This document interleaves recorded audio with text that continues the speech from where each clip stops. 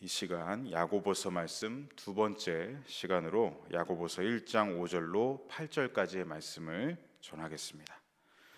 지난주 화요일에 1절로 4절까지 말씀을 통해서 우리가 여러 시험을 당하는 가운데서도 기뻐할 수 있는 이유를 말씀드렸습니다. 우리는 시험을 통해서 하나님께서 새 일을 행하시는 것을 보게 된다. 그리고 또한 우리는 시험을 통해서 하나님의 일하심을 볼 수 있는 믿음으로 점차 성장해 간다라는 말씀을 전해드렸습니다. 오늘 본문 말씀 역시 시험을 당하는 상황과 동일한 상황을 배경으로 하고 있는 말씀입니다. 물론 2절로 4절까지는 믿음에 대해서 주로 이야기했다면 오늘 본문인 5절로 8절까지 말씀에는 지혜에 대해서 주로 이야기하는 이렇게 주제가 구분되어 있지만 그 배경은 어떻다는 것입니까? 시험을 당하는 상황은 동일하다는 것입니다. 오늘 본문 말씀은 시험을 당하는 상황에서 하나님의 지혜를 구하라라는 이 야고보의 메시지가 담겨 있습니다. 우리 먼저 5절 말씀을 함께 다시 한번 읽겠습니다. 너희 중에 누구든지 지혜가 부족하거든 모든 사람에게 후히 주시고 꾸짖지 아니하시는 하나님께 구하라. 그리하면 주시리라. 아멘. 야고보는 시험을 이길 수 있는 지혜가 부족하다고 느끼는 사람은 누구든지 뭐하라는 것입니까? 하나님께 그 지혜를 구하라 라고 권면을 하고 있는 것입니다. 시험을 당할 때 여러분, 우리에게 믿음도 필요하지만 지혜도 필요합니다. 그런데 여기서 말하는 이 지혜는 정확하게 무슨 지혜를 말하는 것일까요? 수능을 준비하는 수험생들에게 우리가 자주 이 5절 말씀을 격려의 의미로 담아서 전할 때가 많습니다. 이렇게 우리는 흔히 지혜에 대해서 인생에 어떤 문제가 있을 때 그 문제를 해결하는 데 필요한 지식 정도다라고 생각할 때가 많죠. 물론 이것도 지혜의 일부가 맞지만 이것은 믿음이 없는 사람들도 학습을 통해서라든지 연구를 통해서라든지 아니면 인생의 경험을 통해서라든지 얻을 수 있는 지식인 것입니다. 그러나 믿음을 가진 성도에게는 이러한 인생의 문제를 해결하는 지식을 넘어서는 것, 바로 하나님이 우리에게 부어주시는 지혜가 있다는 것을 알아야 합니다. 본문에서 야고보가 말하는 지혜는 무엇이겠습니까?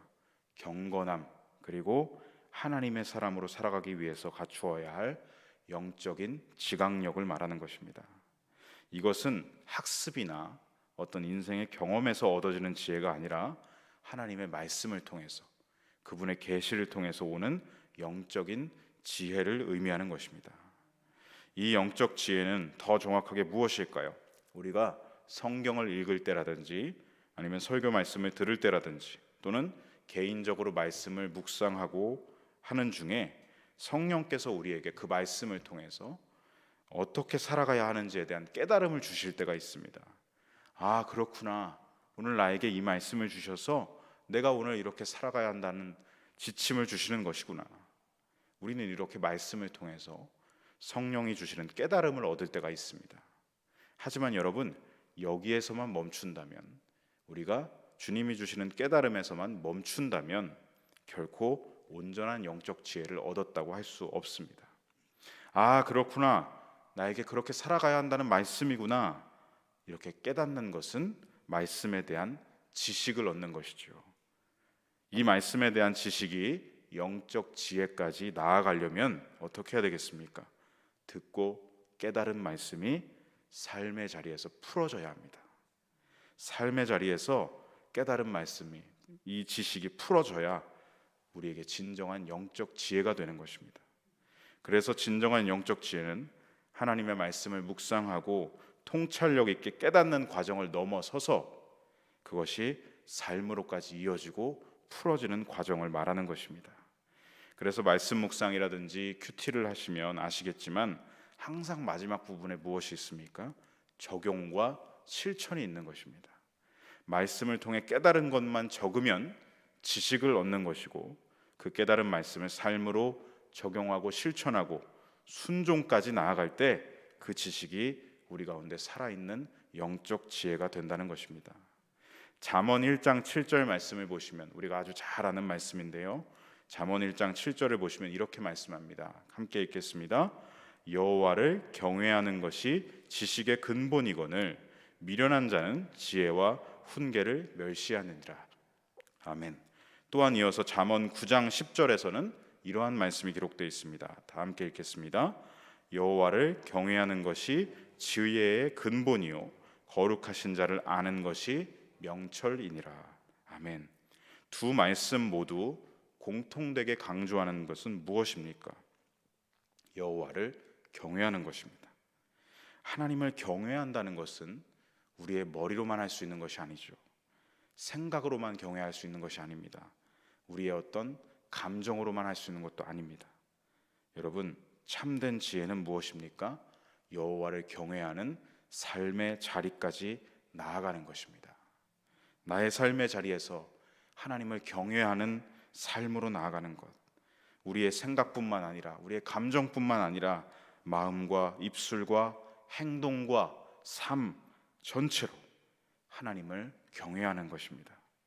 성령께서 깨닫게 하신 말씀이 삶 속에 풀어져서 하나님을 경외하는 삶, 순종의 삶까지 나아가는 것, 이것이 바로 참된 영적 지혜라는 것이지요. 하나님의 말씀을 정말로 살아계신 하나님의 말씀으로 받고 묵상하고 깨달았다면 우리는 말씀에 대한 깨달음과 감탄과 눈물을 넘어서서 일상의 삶 가운데 살아계신 하나님을 경외함으로 그 깨닫게 하신 말씀을 붙잡고 의지하고 순종하며 살아갈 때 우리는 진정한 영적 지혜의 삶을 살아간다는 것입니다. 물론 여러분, 여러 가지 시험을 겪고 있는 상황 속에서 말씀을 묵상하는 것은 어려운 것이고 그 가운데서 또 깨닫는 것도 어려운 것이고 게다가 그 말씀이 나의 삶의 자리까지 이어진다는 것 자체도 사실 매우 어려운 부분입니다. 급박한 상황에서 성경을 붙잡고 읽는다는 것도 자체도 힘들고 또 하루하루 정말 바쁘게 사는 와중에 묵상하고 적용하고 실천한다는 생각이 들지 못할 정도로 정신없이 우리는 치열한 하루를 살아가지 않습니까? 그런데 어떻게 그렇게 삶의 자리에서 하나님이 주신 말씀대로 지침대로 깨달음대로 살아갈 수 있겠습니까? 모든 신앙이 가지고 있는 숙제이자 어려움입니다. 야고보도 이것을 잘 알았습니다. 그래서 오늘 본문 말씀 5절에 이렇게 말하고 있는 것이죠. 무엇하라고 하는 겁니까? 하나님께 구하라는 것입니다. 그리하면 우리에게 주신다는 것입니다. 언제나 그렇듯이 성경의 답은 명확하고 단순합니다. 그 영적 지혜를 얻으려고 네가 노력하는 것이 아니라 하나님께 구하라는 것입니다.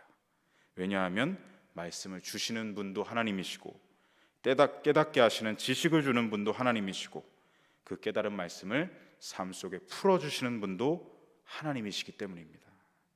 게다가 5절 말씀에 보면 하나님은 어떻게 하신다고요? 우리에게 후히 주신다라고 기록하고 있습니다. 우리가 여러분 스마트폰을 사면 제일 먼저 하는 게 무엇입니까? 초기 설정을 정해야 됩니다. 초기 설정을 잘 정해놔야 그 설정대로 스마트폰이 계속 움직이게 돼 있죠. 그런데 여러분 스마트폰을 계속 쓰다 보면 어떻게 됩니까? 여러 어플리케이션을 깔고 사용하면서 나도 모르게 이상한 악성 코드가 내 스마트폰에 깔립니다. 그리고 바이러스도 나도 모르게 스마트폰에 설치가 됩니다. 그러면서 스마트폰이 초기에 설정했던 대로 사용되지가 않아서 종종 오류가 나고 오작동이 일어나게 되죠. 마치 우리의 삶이 그런 것 같습니다. 우리는 하나님이 창조하신 우리 가운데 창조하신 초기 설정이 회복되어야 합니다. 그 초기 설정이 무엇이냐면 하나님은 후히 주시는 분이라는 것을 깨닫는 것, 이것으로 돌아가야 한다는 것이죠. 창세기에 보시면 하나님께서 창조하신 세상과 에덴 동산 그리고 아담과 하와, 우리 창세기에서 그 말씀을 보면 그 모습이 상상이 되지 않습니까? 그 모습을 보면 어떻죠? 하나님은요 계속해서 주십니다. 하나님은 생명을 주십니다. 호흡을 주셨고요, 우리 가운데 생기, 하나님의 영을 부어주셨습니다. 그리고 살아가는 동안 부족함 없도록 동산 한가운데 생명나무를 주셨습니다. 그리고 각종 열매 맺는 과실들을 풍족하게 우리에게 주셨습니다. 또 영적으로 우리에게 부족함이 없도록 날마다 어떻게 하셨습니까? 아담과 하와와 교제하셨고 그분으로만 채워지고 만족하도록 그렇게 살아가게 하셨습니다. 여러분, 그렇습니다. 하나님은 어떤 분이십니까? 우리에게 후히 주시는 분이십니다. 다만 우리가 살아가면서 어떻게 되죠? 자꾸 이 초기 설정을 잊어버리고 주시는 하나님을 잊어버리고 구하지 않으면서 살아가기 때문에 삶 속에서 자꾸 오작동을 겪게 되는 것입니다. 후히 주신다. 여기서 후히라고 번역된 헬라어 단어는 하플로스입니다. 하플로스, 그 정확한 뜻은 오로지, 무조건, 기꺼이라는 뜻입니다. 즉 무엇입니까? 오로지, 무조건, 기꺼이 하나님은 우리를 위해 온 마음을 쏟으시며 주신다라는 것이죠. 하나님께 구하는 자에게 하나님의 온 마음을 집중해서 주신다라는 것입니다. 우리가 영적 지혜를 구하기만 하면, 간절히 구하기만 하면 하나님께서는 어떻게 하신다고요? 만사를 다 제쳐두시고 온 마음을 다해 집중하시면서 우리에게 그 영적 지혜를 부어주실 것입니다. 우리가 하나님의 영적 지혜를 구할 때 하나님은 우리에게 계산하지 않으시고 기꺼이 부어주시는 분인 줄로 믿습니다. 이어서 야고보는 우리가 경계해야 할 것을 전하고 있습니다. 우리 6절로 8절까지 말씀을 함께 읽어보겠습니다. 오직 믿음으로 구하고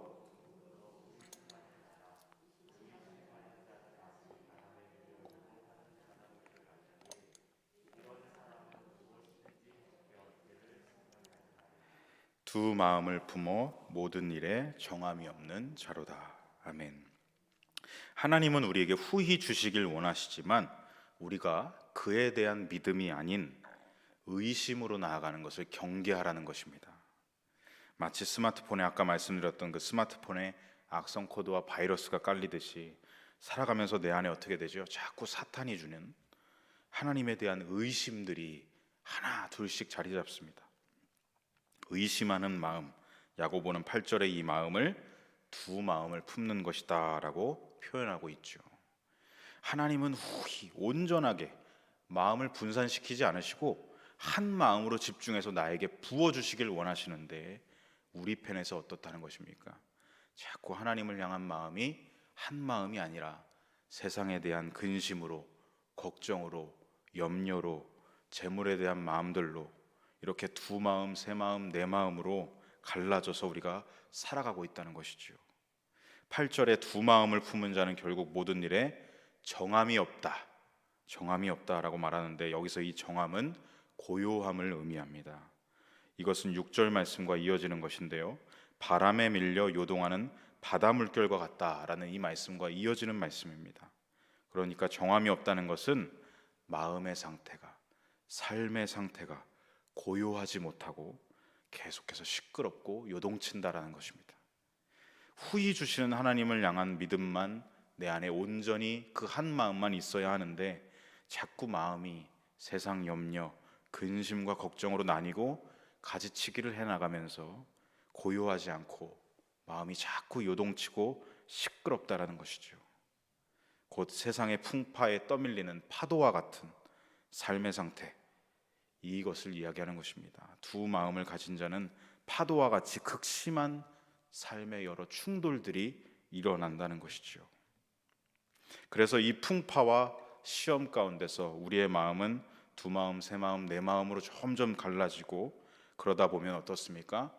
어느 곳에서도 돌파구를 발견하지 못하고 자꾸 사방이 막힌 것 같은 막막함이 느껴지고 답답함이 오는 것입니다. 인생의 그 풍파 속에서 사방이 다 막히는 것 같은 그 답답한 상황 속에서 재물도 나를 구원하지 못하고 명예도 나를, 권력도 나를 구원하지 못하고 이 세상의 힘이 나를 구하지 못하는 상황, 이 가운데서 우리가 무엇을 할 수 있겠습니까? 내 양손에 거머쥐고 있던 그 두 마음을 내려놓고, 그 여러 가지치기 했던 마음을 내려놓고 이제 두 손에 힘을 풀고 두 손을 위로 올려서 하나님께 고백해야 되는 것입니다. 하나님, 살려주십시오. 바로 이것이 우리가 하나님께 드릴 수 있는 최고의 고백이지 않겠습니까? 아버지, 주십시오. 주십시오. 하나님을 향한 한 마음, 이 온전한 믿음이 다시 회복되는 순간인 것입니다. 성도 여러분, 오늘 5절의 말씀이 저와 여러분에게 주시는 소망과 약속의 말씀이 되시길 소원합니다. 우리 다시 한번 5절 말씀을 같이 읽겠습니다. 너희 중에 누구든지 지혜가 부족하거든 모든 사람에게 후히 주시고 꾸짖지 아니하시는 하나님께 구하라. 그리하면 주시리라. 아멘. 시험과 시련이 그치지 않고 몰아쳐오는 이 세상 한복판을 우리는 또 이제 나아가야 합니다. 사단의 여러 괴계를 그 가운데서 뚫고 살아가기 위해서는 우리에게 반드시 필요한 것이 있습니다. 바로 하나님이 주시는 영적 지혜입니다. 하나님은 우리에게 후히 주시는 분이라 말씀하십니다. 늘 한결같이 온 마음을 우리에게 쏟으시며 그분이 가지신 그 영적 지혜를 우리에게도 가득가득 부어주시기를 원하십니다. 사단과 세상은 자꾸 우리의 마음을 이간질하고 분산시키지요. 사랑하는 성도 여러분, 혹여나 지금 이 순간에도 우리 안에 두 마음이 자리 잡고 있다면, 혹여나 현재 인생의 여러 시험과 풍파를 겪고 계신다면, 그렇다면 그 두 마음이던 우리 마음을 내려놓고 이제 꽉 쥐고 있던 주먹에 힘을 빼시고 그 두 손을 올려서 하나님 앞에 한 마음으로 전심으로 간절히 구하시기 바랍니다. 그러면 하나님은 당신의 한없는 영적 지혜를 우리에게 후히 하플로스 오로지 무조건 기꺼이 부어주실 줄로 믿습니다. 바라는 것은 이 새벽에 우리의 분산되었던 마음을 하나의 마음으로 집중하게 하셔서 하나님을 향한 온전한 믿음의 기도로 영적 지혜를 간구하게 하셔서 하나님이 주시는 충만한 영적 지혜로 채워져서 이 땅을 향해 나아가시는 저와 여러분이 되시기를 간절히 소망합니다. 아멘. 기도하겠습니다. 사랑의 주님, 파도와 같이 요동치고 흔들리는 우리의 마음과 삶을 붙들어 주시옵소서. 영적 지혜를 구하는 자에게 후히 오로지 무조건 기꺼이 주시는 온 마음을 다에게 주시길 원하시는 주님의 마음과 주님의 손을 이 시간 바라봅니다. 세상을 살아갈 때 우리 마음에 두 마음이 아닌 온전히 주님 한 분만을 향한 믿음을 가지게 하셔서 온전함과 순전함으로 살아갈 수 있도록 인도하여 주시옵소서. 주님의 충만하신 영적 지혜를 우리에게 부어 주시옵소서. 사단의 괴계를 꿰뚫는 악한 이 세대를 본받지 아니하는 날마다 주님의 충만한 영적 지혜를 소유한 사람으로 저희들을 세워 주시옵소서. 감사드리며 우리 구주 예수님의 이름으로 함께 기도드립니다. 아멘.